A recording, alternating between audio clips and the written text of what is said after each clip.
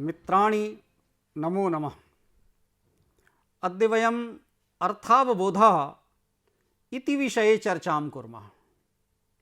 वयं जानीमः यत् एकः उत्तमजनः नाम गृहस्वामी वा बालकस्य पिता वा किमपि वाक्यं वदति, तत् श्रुत्वा मध्यमजनः सेवकः बालकः वा तदनुकूलम् आचरणं विदधाति। एतत् आचरणं तदैव भवति यदा मध्यमजनः उत्तमजनेन उच्चारितस्य वाक्यस्य अर्थं जानीयात्। यदि सः अर्थम् एव न ज्ञास्यति तदा पुनः प्रक्ष्यति, किमुक्तं भवता, पुनरुक्तेपि कदाचित् सः मध्यमजनः कस्यचित् पदस्य अर्थं न अवगच्छति। तदा सः उत्तमजनः तस्य पदस्य अर्थं सम्यक् प्रकारेण बोधयति। यदा मध्यमजनः उत्तमजनेन उच्चारितस्य वाक्यस्य अर्थम् अवगच्छति तदैव सः उत्तमजनाभिप्रेतं कार्यं सम्पादयति। अनेन ज्ञायते यत् जीवने प्रतिपदं प्रतिपलम् अर्थावबोधस्य आवश्यकता भवति। अनेन विना सांसारिक व्यवहारोऽपि असम्भवः स्यात्। अतः वयम् अद्य अस्य अर्थावबोध विषये एव चर्चां कुर्मः। अस्मिन् प्रकरणे वयम् अद्य किं नाम वाक्यं, किं महावाक्यं, किं पदं च, एतेषु विषयेषु चर्चां करिष्यामः। कश्चिदपि जनः स्वमन्तव्यं वाक्येन एव प्रकटयति। कदाचित् वयं केनचित् जनेन उच्चारितम् एकम् एव पदं शृणुमः। यथा गुरुः बालकम् उक्तवान्, गच्छ। एतत् श्रुत्वा एव बालकः ततः गच्छति। अतः कदाचित् सम्भ्रमः स्यात् यत् एकेन पदेन एव विचारप्रकटनं सम्भवति। तन्ना। यद्यपि वयं गुरुणा उक्तं गच्छ इत्येकम् एव पदं श्रुतवन्तः, तथापि अत्र त्वं गच्छ अर्थात गच्छ इति पदेन सह त्वम् इत्यस्य पदस्य अध्याहारः भवति। एतस्मात् कारणात् ततः सः एकः एव बालकः ततः गतवान्। यं संकेतयित्वा गुरुः गच्छ इति उक्तवान्। अतः अर्थावबोध प्रक्रियायाः ज्ञानस्य क्रमे वयं प्रथमं वाक्यस्वरूपं जानीमः।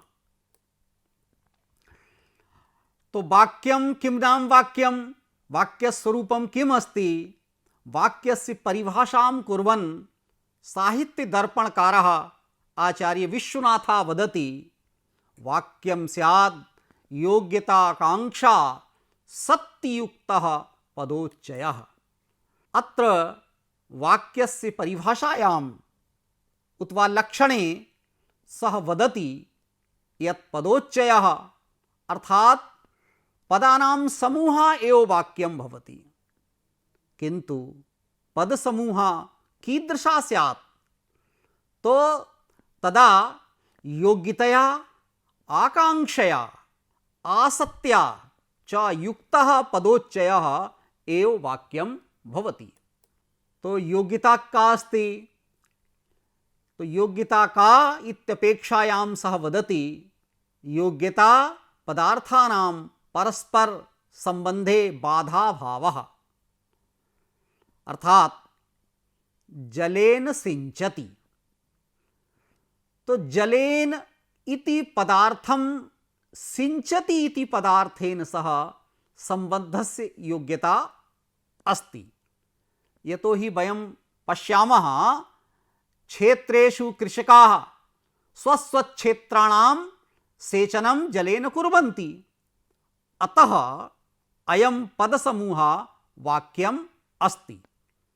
किन्तु अपरः वदति अग्निना सिञ्चति। तो अत्र अग्निना इति पदार्थे सिञ्चति इति पदार्थेन सह सम्बन्धस्य योग्यता नास्ति। यतोहि अग्निना तु दहन क्रिया सम्पाद्यते, न सेचन क्रिया। अतः योग्यतायाः अभाव कारणात् अग्निना सिञ्चति इति पदसमूहः वाक्यं न भवति।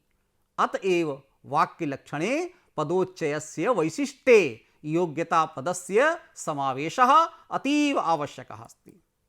द्वितीया आवश्यकता अस्ति आकांक्षा। तो का आकांक्षा? आकांक्षः प्रतीति पर्यवसान विरह, अर्थात कस्यचित् ज्ञानस्य असमाप्तिः अपूर्णता वा आकांक्षा भवति।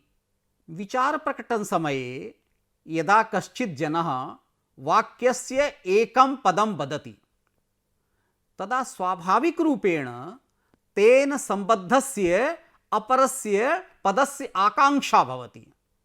यावत् सा आकांक्षा पूर्णतां न येति तावत् वाक्यम् अपि पूर्णतां न येति। उदाहरणार्थं वयं वदामः देवदत्तः देहरादूनम्।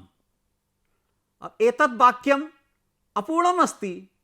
अत्र पदद्वयस्य कथनेन श्रोतुः जिज्ञासा अथवा आकांक्षा न शाम्यति। यदा गच्छति इति पदं वयं वदामः तदैव श्रोतुः जिज्ञासा पूर्णतां गच्छति। तो अस्या आकांक्षाया पूर्णतायाम् एव पदोच्चयः वाक्यसंज्ञां प्राप्नोति। यदि वाक्यलक्षणे आकांक्षा पदं न भवेत् तदा गौः, अश्वः, पुरुषो, हस्ती इत्यादीनि आकांक्षा विरहितानि पदानि अपि वाक्यानि कथयिष्यन्ते। तेषां निवारणाय वाक्यलक्षणे आकांक्षा पदस्य आवश्यकता अस्ति। अब तृतीया आवश्यकता लक्षणे कथिता सा अस्ति आसक्तिः। बुद्धिः विच्छेदः, अव्यवधानं, सन्निधिः च आसक्तेः एव पर्यायवाचिनः सन्ति। पदानाम् उच्चारणे इयम् आसक्तिः अतीव आवश्यकी अस्ति। आसक्तिं विना किं भविष्यति? तो अद्य उच्चारितस्य देवदत्तः इति पदस्य श्वः परश्वः वा उच्चारितेन गच्छति इति पदेन सह सम्बन्धः भविष्यति। तदा तु एतदपि वाक्यं मन्स्यते। किन्तु आसक्तिं विना अस्य वाक्यस्य वाक्यता नास्ति। आसक्तिः द्विविधा भवति। एका कालासक्तिः यथा उपर्युक्ते वाक्ये प्रदर्शिता अस्ति। एतस्मिन् वाक्ये एकदिनस्य दिनद्वयस्य वा आसक्तिः प्रदर्शिता अस्ति। किन्तु एतद् आवश्यकं नास्ति। एकहोराया वा अर्धहोराया वा व्यवधानेन पदोच्चयः वाक्यम् इति न भवति। यतोहि कालान्तरेण उच्चारितेषु पदेषु श्रोता सम्बन्धं स्थापयितुम् एव न शक्नोति। द्वितीया आसक्तिः अस्ति पदात्मिका भवति। प्रकृतस्य अनुपयोगी पदं पदस्य अनन्तरम् आयाति तदा अर्थावबोधने व्यवधानम् उपस्थितं भवति। उदाहरणार्थं गिरिर्भुक्तम् अग्निमान् देवदत्तेन। अत्रस्मिन् वाक्ये न एकं वाक्यम् अपितु वाक्यद्वयम् अस्ति। गिरिः अग्निमान् भुक्तं देवदत्तेन। किन्तु गिरिः इति पदस्य अनन्तरं भुक्तम इति पदस्य आगमनात् कारणात् पदासक्तिः जायते। एवमेव भुक्तम इति पदस्य अनन्तरम् अग्निमान् इत्यस्य आगमनस्य कारणात् पदासक्तिः। तस्मात् कारणात् द्वयोः वाक्ययोः वाक्यत्वहानिः। अतः तयोः वाक्यत्वं न संभवति। एवं प्रकारेण वयं दृष्टवन्तः यत् योग्यता, आकांक्षा, आसक्तिभिर्युक्तः पदोच्चयः वाक्यं भवति।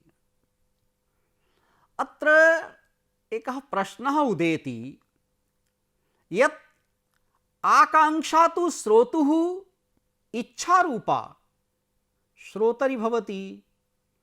एतत् सत्तेपि स्वजन्यजनक संबंधेन आकांक्षा अपि पदेषु मन्यते।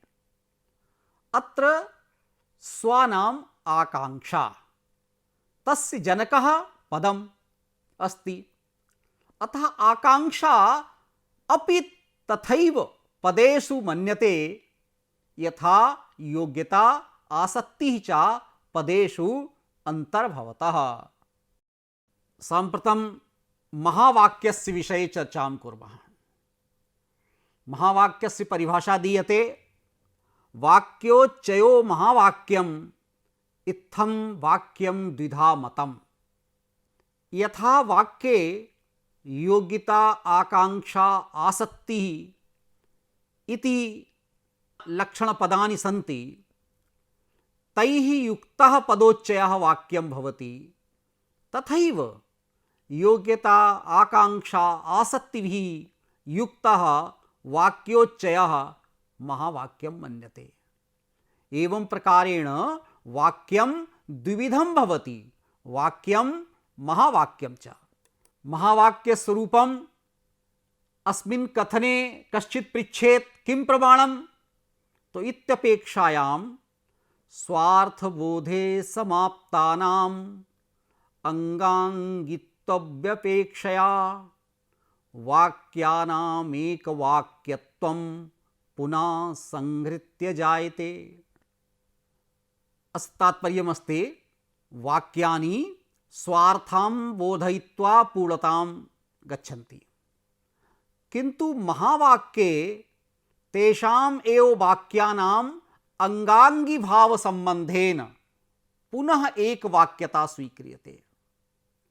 उदाहरणं वदामि। वयं रामायणं, महाभारतं, रघुवंशम् इत्यादीन् ग्रन्थान् पठामः। तत्र किं भवति, प्रथमः सर्गः, यथा रघुवंशस्य उदाहरणम् अहं वदामि, तत्र प्रथमं सर्गं पठामः अथवा द्वितीय सर्गं पठामः, तो दिलीपस्य द्वितीय सर्गे किम् अस्ति, दिलीपः गोसेवां करोति। गोसेवा पूर्णा भवति। यदा पूर्णा भवति, परन्तु ये श्रोतारः सन्ति, ये सहृदयाः सन्ति, तेषाम् आकांक्षा पूर्णा न भवति। ते चिन्तयन्ति ओ दिलीपस्य गोसेवा इत्यस्मात् अनन्तरं किम्, माने तेषाम् आकांक्षा यावत् ते सम्पूर्णं रघुवंशस्य विषये न जानन्ति तावत् तेषां ये आकांक्षा पूर्णा न भवति। अतः वाक्यानि स्वार्थं बोधयित्वा पूर्णतां यन्ति, किन्तु महावाक्ये तेषामेव वाक्यानाम् अंगांगी भाव संबंधेन पुनः एक वाक्यता स्वीक्रियते। वाक्य महावाक्ययोः उदाहरणानि। वाक्यस्य उदाहरणमस्ति शून्यं वासगृहम् इति श्लोकः वाक्यस्य उदाहरणमस्ति। महावाक्यस्वरूपं किमस्ति, तत्रैव रामायणं, महाभारतं, रघुवंशः, कुमारसम्भवम् इत्यादीनि महाकाव्यस्य उदाहरणानि सन्ति। वाक्यस्य लक्षणे पदोच्चयः वाक्यम् इति कथितम् अस्ति, तर्हि पदस्वरूपमपि ज्ञातव्यम्। पदं किं भवति? अस्य परिभाषा अस्ति, वर्णाः पदं प्रयोगार्हान् नन्वितैकार्थबोधकाः। अर्थात प्रयोगार्ह वर्णाः पदं भवति। प्रयोगार्ह इति कथनेन प्रातिपदिकानां व्यवच्छेदः भवति। अत्र प्रातिपदिकः इत्यस्य किं तात्पर्यं? तो प्रातिपदिकाः भवन्ति ये प्राकृतिक शब्दाः सन्ति, ते प्रातिपदिकाः कथ्यन्ते, परन्तु व्यवहारे प्रातिपदिकानां प्रयोगः कर्तुं न शक्यते। यथा राम, बालक, सीता, एवमेव गम, पठ, लिख, खेल इत्यादयः धातवः और शब्दाः एते प्रातिपदिकाः कथ्यन्ते, परन्तु प्रातिपदिकानां प्राकृतिकरूपे प्रयोगः कर्तुं न शक्यते। महाभाष्यकारः वदति, नापि केवला प्रकृतिः प्रयोक्तव्या, नापि केवला प्रत्ययः। अर्थात अस्माभिः प्रयोग समये राम, सीता, वृक्ष इत्यादीनां प्रयोगः न करणीयः। एवमेव ये धातवः सन्ति तेषु गम, खेल इत्यादीनां प्रयोगः अपि न करणीयः। तर्हि कथं करणीयः? तो प्रातिपदिकेषु यदा प्रत्ययानां योजनं क्रियते, प्रत्ययाः के तो सुप तिङन्तम, सुबंत और तिङन्त इत्येते प्रत्ययाः भवन्ति। यदा शब्देषु सुबंत प्रत्ययाः, धातुषु तिङन्त प्रत्ययाः योज्यन्ते, तदा एव ते प्रातिपदिकाः प्रयोक्तुं योग्याः भवन्ति। अतः महाभाष्यकारेण उक्तं, नापि केवला प्रकृतिः प्रयोक्तव्या, नापि केवलः प्रत्ययः। एवमेव ये सुबन्त प्रत्ययाः सन्ति, सु औजस्, अमौट्सस्, टाभ्यां भिस् इत्यादयः। एवमेव तिङन्त प्रत्ययाः सन्ति, तिप्तस् झि, सिप्तस् था, मिब्बस् मस्। तो नैव सुबन्तानां नैव तिङन्तानां केवलं प्रत्ययानामपि प्रयोगः तथैव कर्तुं न शक्यते, यथा प्रातिपदिकानां प्रयोगः कर्तुं न शक्यते। अतः प्रातिपदिकेषु वयं प्रत्ययान् योजयित्वा प्रातिपदिकान् प्रयोक्तव्यान् वयं कुर्मः। अतएव उक्तम्, अपदं न प्रयुञ्जीत। यदा प्रातिपदिकेषु प्रत्ययाः योज्यन्ते तदैव प्रातिपदिकाः प्रयोक्तुं योग्याः भवन्ति। अनन्विता इति कथनेन वाक्य महावाक्ययोः व्यवच्छेदः भवति। यतोहि एतयोः अन्वितार्थस्य बोधः भवति, न अनन्वितस्य। एक इति कथनेन साकांक्षानाम्, अनेकेषां पदानाम्, अनेकेषां वाक्यानां च व्यवच्छेदः भवति। अर्थबोधका इति कथनेन क, च, ट, त, प इत्यादीनां वर्णानां व्यावृत्तिः भवति। अत्र अर्थबोधका अर्थात सार्था सार्थक पदानि भवेयुः। अतः केवलं ये निरर्थक पदानि सन्ति का च ट त प उत वा डित् एवं प्रकारेण ये अन्येषां निरर्थक वर्णानां व्यावृत्ति अत्र भवति। अत्र वर्णाः इति बहुवचनस्य प्रयोगः अस्ति। अस्य तात्पर्यम् एतद् नास्ति यत् सदैव त्रयोधिका वा वर्णाः स्युः। कदाचित् एकः द्वौ वा वर्णाः अपि पदं भवन्ति। यथा ई पदस्य अर्थः इन्द्रा, ई उ इत्यादयः अपि पदाः भवन्ति, यतोहि एकवर्णात्मकानि पदानि अपि भवन्ति। तो अतः परन्तु अधिकांश पदेषु बहुवचनेषु वर्णाः भवन्ति। अतः वर्णाः अत्र वर्णाः इति पदस्य प्रयोगः कृतः।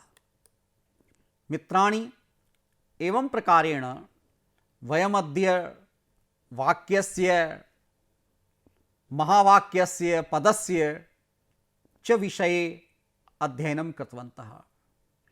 वयं ज्ञातवन्तः यत् वाक्यं किं भवति, तत्र योग्यता, आकांक्षा, आसक्तिः इति त्रयः गुणाः अवश्यमेव वाक्ये भवेयुः। यदि एतेषु त्रिषु गुणेषु एकोऽपि गुणः नास्ति तर्हि वाक्यं न भवति। उदाहरणार्थं वयं चर्चां कृतवन्तः। अब यथा अग्निः अस्ति, अब अग्निः दहन क्रियायां प्रयुक्तः भवति। अब अग्निना सेचन क्रिया तो न संभवति। तो अतः एवमेव यह यत् वाक्यं भवेत्, वाक्ये योग्यता आवश्यकी अस्ति। वयं कस्य पदस्य प्रयोगं कुर्मः, तत्पदं किं पूर्वप्रयुक्तेन पदेन सह योग्यः, प्रयोक्तुं योग्यः अस्ति। यदि अस्ति तदैव तस्य प्रयोगः कर्तुं शक्यते। तो एवमेव योग्यता, आकांक्षा विरहितम् अपि वाक्यं न भवति। एकं पदं श्रुत्वा अपरस्य पदस्य जिज्ञासा सदैव भवति। अहं रुड़की नगरम् इत्युक्त्वा अहं विरमामि। तो यः श्रोता अस्ति सः अर्थं कथं ज्ञास्यति? रुड़की नगरं यावत् अहं गमिष्यामि उत गच्छामि इति न वदामि तावत् एतत् वाक्यं पूर्णतां न गच्छति। अतः अत्र आकांक्षा, यदा यावत् आकांक्षाया शमनं न भवति, शान्तिर्न भवति, तावत् वाक्यं पूर्णं न मन्यते। तृतीया आसक्ति। आसक्तिः नाम भवति सन्निधि। सन्निधि अर्थात एवं न कि अहं 5 निमेषानन्तरम् अहं वदामि अद्य, पुनः 10 निमेषानन्तरम् अहं वदामि रुड़की नगरं, पुनः अर्धघण्टानन्तरं वदामि गमिष्यामि। किम् एवं प्रकारेण यद् उक्तानि पदानि वाक्यं भविष्यन्ति? तो कदापि न भविष्यन्ति। कारणं किम् अस्ति?